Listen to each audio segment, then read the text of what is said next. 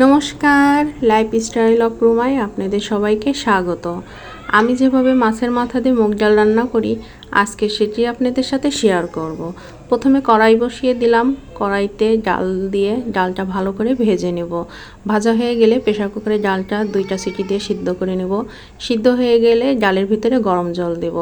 জল দেওয়ার পরে একে একে লবণ, হলুদ, মরিচ গুঁড়া, কাঁচামরিচ, দারুচিনি, লবঙ্গ, এলাচ এগুলো দিয়ে ভালো করে নাড়াচাড়া করে ডালটা ফুটিয়ে নেব।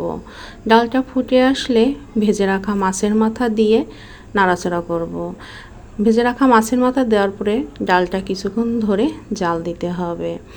জাল দিয়ে রেখে যখন টকবক করে ফুটবে তখন মাছ ভেজে রাখা ওই একই তেলে তেজপাতা, শুকনো মরিচ, জিরে, গোমুড়ি আর মেথি ফোড়ন দিয়ে ফুটনো ডালটা কড়াইতে ঢেলে দিতে হবে।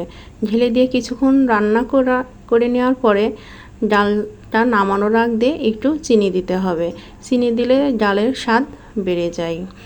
এইভাবে ডালটা রান্না করে অবশ্যই আপনারা বাসায় খেয়ে দেখবেন। রান্নাটা সাধারণ হলেও খেতে কিন্তু অসাধারণ। আর এটা হলো ডালের ফাইনাল লুক। গরম ভাতের সঙ্গে এরকম একটু ডাল থাকলে খেতে কিন্তু সত্যিই ভালো লাগে। এই ফুলগুলো আজকে আমার ননদ আমার জন্য নিয়ে আসছে, দেখে আমার খুবই ভালো লাগছে। কারণ ফুল ভালোবাসে না এমন কোনো মানুষ পৃথিবীতে নাই। আর এইভাবেই বেঁচে থাকুক পৃথিবীতে সকল ননদ বৌদির ভালোবাসা।